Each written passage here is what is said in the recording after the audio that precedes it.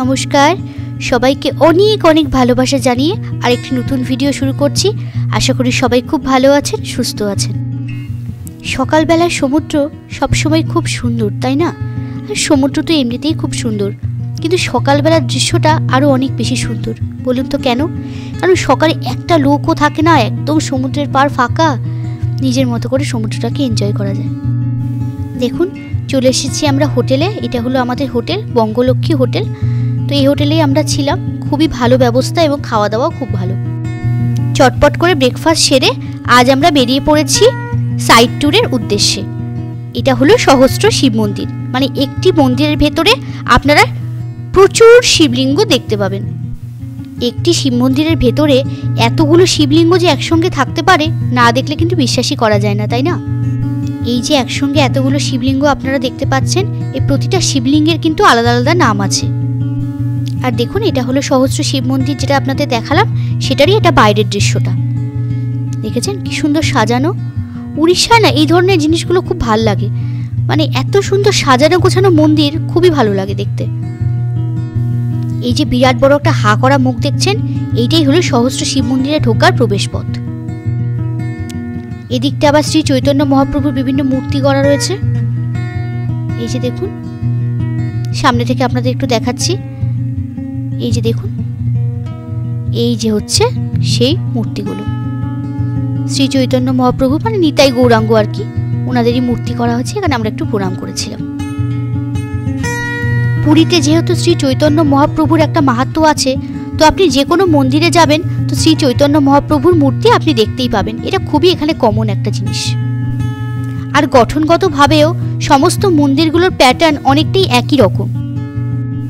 পুরীর আশেপাশে আপনারা প্রচুর মন্দির দেখতে পাবেন। জগন্নাথ দেবের মামার বাড়ি, জগন্নাথ দেবের মাসির বাড়ি, আরও বিভিন্ন রকম মন্দির আছে। তবে আমাদের হাতে কম সময় থাকাতে আমরা সবগুলো দেখে উঠতে পারিনি।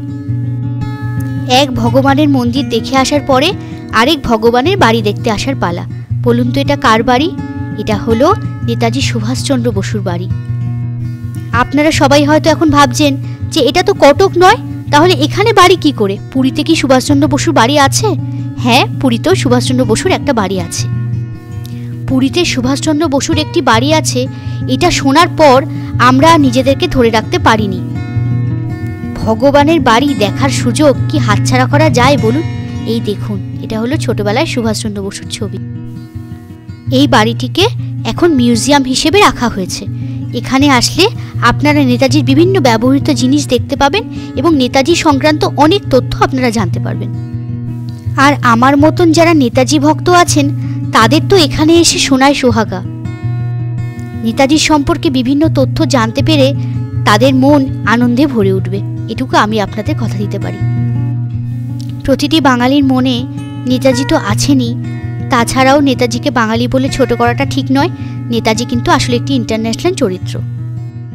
নেতাজি নামটা এমনই একটা ইন্টারেস্টিং চরিত্র, যাকে নিয়ে যদি আপনি রিসার্চ করতে বসেন তাহলে আপনার সারাটা জীবন এই রিসার্চই কেটে যাবে।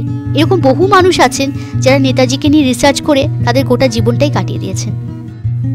চারপাশে শুধু নেতাজি আর নেতাজি। এই দেখুন, এইটি ব্যারিস্টারি পড়ার সময় তোলা একটি ছবি। আর এই যে আমরা সবাই দেখছি মিউজিয়ামটা একটু ঘুরে।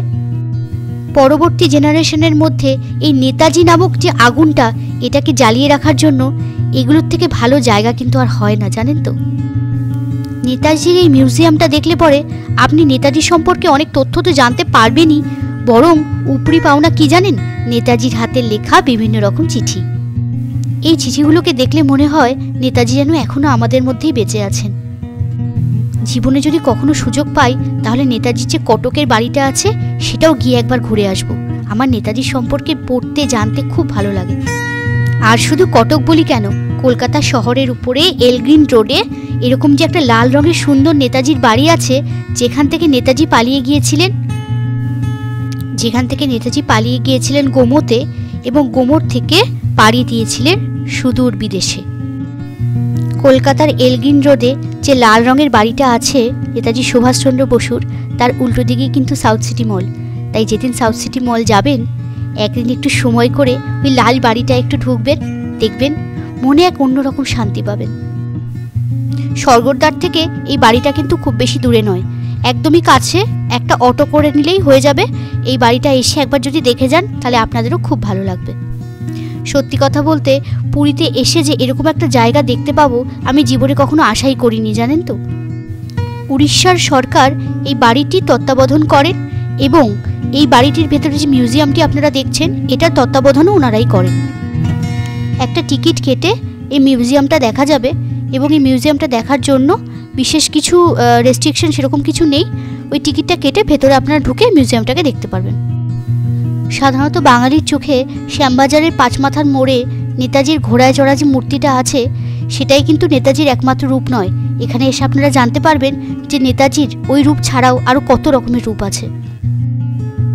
তবে সত্যি কথা বলতে কি জানেন, আমরা ছাড়া কিন্তু আর কোনো দর্শনার্থীকে আমরা এই মিউজিয়ামে ঢুকতে দেখিনি। স্বর্গদ্বার থেকে একেবারে ঢিলছোড়া দূরত্বে কিন্তু এই মিউজিয়ামটা। আমার মনে হয় অনেকেই কিন্তু এই ব্যাপারে জানেন না যে এখানে নেতাজির একটি বাড়ি আছে এবং এত সুন্দর একটা মিউজিয়াম এখানে করা আছে। আশা করি আমার ভিডিওর মাধ্যমে আমি আপনাদেরকে কিছু ইনফরমেশন এই বাড়িটির সম্পর্কে দিতে সক্ষম হয়েছি।